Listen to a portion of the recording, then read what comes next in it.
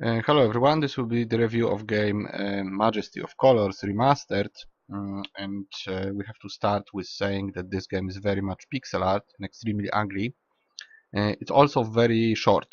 However, it has nice idea, so I'm gonna add points for the idea. I already switched options to better font, however the title is still extremely ugly. I don't know why you can't switch those fonts, but you can switch all of them, all of the other ones. So I switched to classic font. This one is much worse, so I prefer this one. Large is, well, actually it's better right now, but those are still very ugly. I don't know why they all can't be without pixels. This is like schizophrenia. Some of it is better, some of it's still as ugly as it was. Volume is like this, very annoying. It goes woo woo woo woo, and that's it. So I just decided to go down with it, and that's all about options. And now it's too big, I think. I don't know, maybe you go with smaller one. At least it's readable now. I actually finished two endings. I finished the game twice in very few minutes. We will see how fast the game is, how short. So we already have two problems with the game, and one positive side. The two problems are that it's pixel art, very, very ugly pixel art, and also it's very short. The plus is for the idea. So I'm gonna show the game. We'll go with one playthrough, and then I will probably sum up and we finish. So let's start the game. Last night I had a dream. I floated in darkness, immense squamous. My mind flowed like my body, slowly and sinuously. Tremendous wheels, both too slow and too fast for me to describe to you now.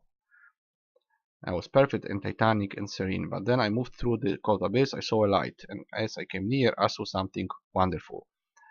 Uh, okay, and that's who we are. We are the Lovecraftian monster, which lives underwater, and we can use mouse to catch things with our tentacle. Then we take stuff to our eyes so that we see something. So we learn colors somewhat. The text up there is very important because it helps you to reach different endings. For instance, we can kill this guy, right? I'm not letting it go, it's dead. So now they know, probably, that the guy is dead. Maybe we also take this boat. No, we cannot. They might find out about it or not. Let's try to be like stealthy now and not show our existence. Maybe they know we exist, I don't know. You have to sort of make choices a couple of times, and then the game ends. It's very short, really, well, I'm not sure how it ends. I already have two endings, but there is five, so I don't know how exactly it branches. Okay, I'm not sure how am I supposed to act against those guys. I could kill them, but I don't want to. I will try to survive their attack because they're going to use mines, like those mines here. I'm gonna move them away. I'm not sure if we can die. It's also possible that we can just die, but I will try to avoid their attack and not attack back. Maybe this is going to somewhat let us survive. I'm not sure. As you can see, there's not much gameplay aside from, you know, quickly catching some items or not catching them. You have to touch them with the end of the tentacle. I don't know if they will go away or anything. Hard to say. Maybe we can just give up like this. I'm not sure if they will just go away. We might be forced to attack them. I will go on for a few minutes.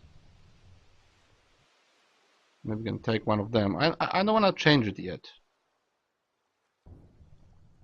But maybe we have to. I don't know if it's going anywhere. Probably it's not. Can we just take their boat? I don't know. They're still going to attack us. Maybe we can take them there. No, maybe not. I can actually throw them away. I don't know if this is going to work. Okay. Okay, another one. That's a problem. So let's die this time. Last time I was defending myself and I had one of the endings. So maybe we die this time.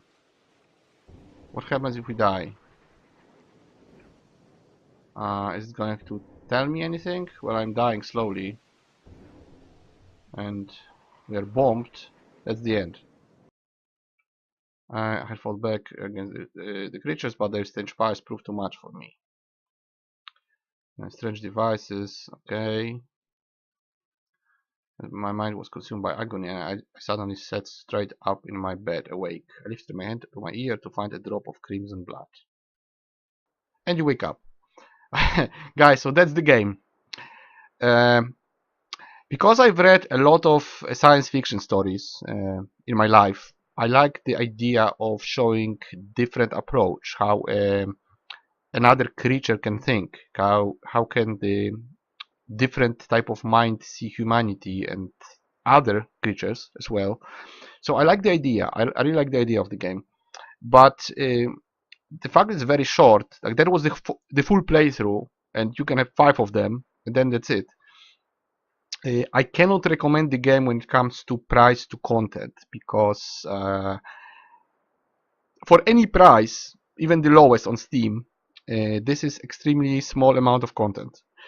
So it's interesting experience. I actually enjoyed playing the game already 3 times, but it's very small bang for your buck.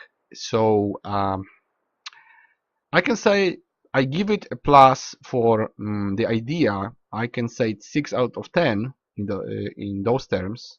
I liked it more than I didn't. It is interesting idea, but it's hard to be treated as a full game because it's just too short. If it had like a campaign with different levels, it was much more complex. That would be okay if the creature would like evolve and be in different places. And I have also no reason to say that the graphics are any good. They're adding anything to the game. I wouldn't say that. I would like it to be much more crisp and without any pixel art. I don't see the point to give pixel art to such games. I would like to see a Lovecraftian game that looks nice with all the weird creatures that Lovecraft made, but in details, like Dark Corners of the Earth, for instance. And making those games pixel art doesn't help at all. I would like to see a detailed description and visualization of Lovecraftian ideas. I am not saying this is by Lovecraft, but this is very similar to creatures that exist in Lovecraftian universe. You can say it's just an octopus and that's it, but it doesn't look exactly like octopus. So plus for the idea, minus for the size and length of the game, and minus for pixel art. So if you want to have this small, very short experience, you can take it, of course, for very low money, lowest possible. For everybody else who just wants to have enough gameplay for their money, I cannot recommend it. But it's not a horrible game that just has, ugly pixel art and is unplayable. It is actually playable. However, you can see how long the gameplay was.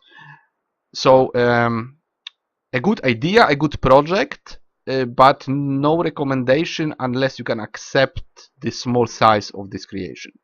So that will be it for this review. I will see you guys in the next one.